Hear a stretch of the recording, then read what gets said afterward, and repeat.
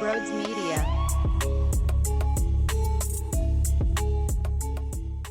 You never know what you're going to get in Philly sports media, huh?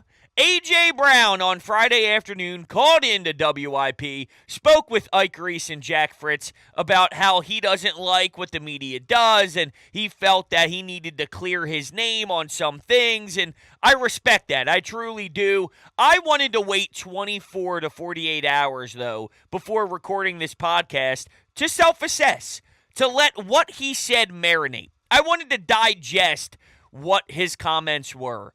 Because I'm biased, obviously, right? This is what I do, and I'm extremely passionate about it. I love sports talk radio. I think that it's a craft to be able to be highly entertaining for 4 hours and to bring interesting dialogue to the table every single day. You talk Eagles 5 days a week, right? Well, how is the conversation on Tuesday different from how it is on Monday when there hasn't been a game? It's not like there's a game every night like in baseball, so there's new content daily. We love the Eagles. It's our bread and butter. It's part of our DNA here. So we constantly break it down, and I find tremendous value in that entertainment, and I love what I do. So I took it to heart, but that doesn't mean I'm better than that to not listen. I wanted to listen. I think you grow when you have uncomfortable conversations. I respect his point of view, but after the 48 hours passed, I don't feel any differently than I did in the moment. And I disagree with AJ. Now, I'm allowed to do that.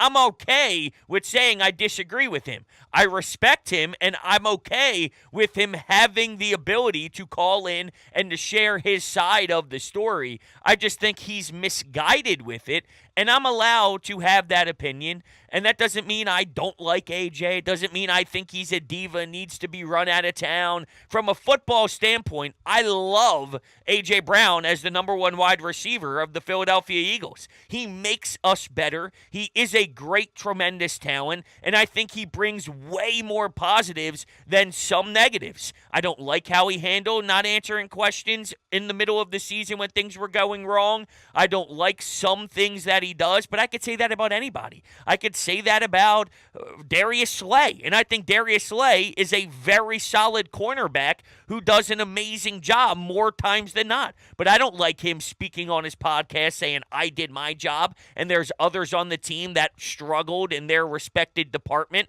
So, it's not just an AJ thing. Hassan Reddick, for example, we've been discussing, is it worth signing him to a $25+ million a year deal, or would you rather utilize that money and grab multiple different acquisitions to help fill the holes on defense? That's not personal towards Hassan Reddick. Hassan Reddick is one of the greatest pass rushers in the league today. But it's how do we improve as a football team, because you just went through one of the biggest collapses in Philadelphia sports history.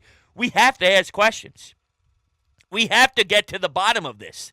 This wasn't just a random game where they came up small, meaning, you guys were a 13-win team. You played excellent football throughout the regular season. You got to the NFC Championship game, and uncharacteristic things occurred. You turned the football over 4 times. Jalen Hurts threw 3 interceptions in one game where he didn't throw any interceptions all year long. That's not the case where it's an easy answer and it's an easy conclusion. You can't turn the football over in the NFC Championship game, and if you played the way that you were supposed to like you did all year, you would have been fine. That's not what happened here. The front office took away the power of the head coach. They brought in Vic Fangio and fired the offensive coordinator, told Kellen Moore that he has free range to run his offense, and you have the ability to be the head coach of the offense, essentially. There's reasons why that happened. There's reasons why Derek Gunn is one of the most respected journalists we have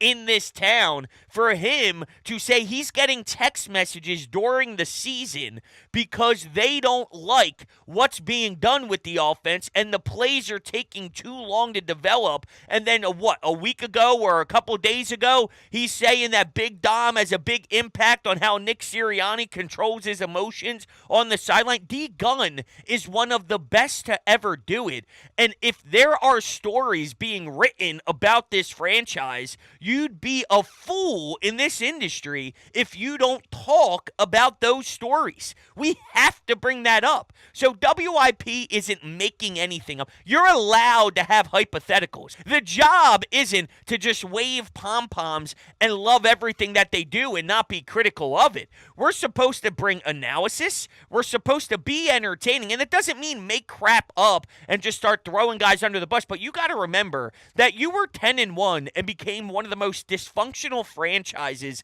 in the league. This is happening because we've never seen anything like this in Eagles history. In Eagles history, this doesn't happen. So when it does, we need to ask why, and there are reasons why things go wrong. This doesn't just free fall collapse out of nowhere. There's true substance to a lot of these stories that are written by Tim McManus, who does an amazing job for ESPN, Jeff McLean, who does an amazing job for the Inquirer, Santa Laquido, who broke the story on Carson Wentz that nobody wanted to believe at the time. Well, there's similar things being questioned about Jalen Hurts and his demeanor, and Fletcher Cox apparently had a very stern conversation with him. So that's perfect because that ties together with the Craig Carton story on Fox Sports 1, where he made a claim that something happened in the Eagles locker room and it would break any men, and there's no group of men that could ever recover, and he doesn't anticipate a big-time Eagle returning to the Philadelphia Eagles locker room next season, implying that because of what happened, this person will no longer be here. The Eagles sort of released through the media their side of it, which is, no, it was a Fletcher Cox stern convo with Jalen about his personality, and Brandon Graham has been on the record saying that we go as he goes, and there are some things that need to be tweaked. So we're not making this up out of nowhere.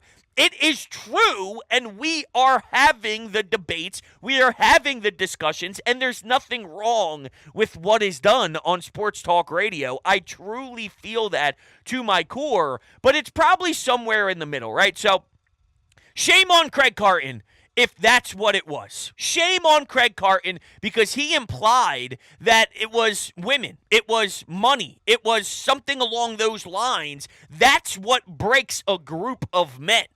And to imply that this person will no longer be here, Fletcher Cox is an unrestricted free agent. So for you to keep your eyes on what's happening in Philly, he led everybody wrong. He did. If that's true, but you got to remember, when the Eagles release their side of it, it's probably not as easygoing as a stern conversation where Fletch just wanted to have a one-on-one with Jalen. It probably lives somewhere in the middle. So I'll acknowledge that I believe that A.J. Brown is going too harsh on what media is. And then as someone who's in this industry, I'm probably sticking to my guns too much. And it lives somewhere in the middle. And I'll acknowledge that that's probably the case. But I'm disappointed because it seems like it's fractured between media and the team. And I loved what we did during the Phillies postseason run. Why is that so special? Well, because people were comparing Citizens Bank Park and that fan base and the way that we were won and the way that we connected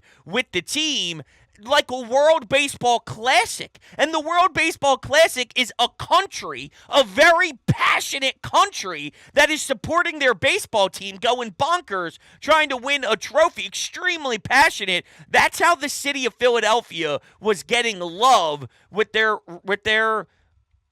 team and the way CBP was on 1,000. And it doesn't seem like we are there right now with the Eagles. And it's not the media trying to rip apart anyone. It's not as if WIP, the Philadelphia Inquirer, and certain other outlets out there all have a game behind closed doors where you keep a tally on who was able to fracture the Eagles the most. You guys stunk and got blown out by the Arizona Cardinals at home. That team sucks. That team sucks. When that goes down, we need to ask serious questions and wonder what's going on here.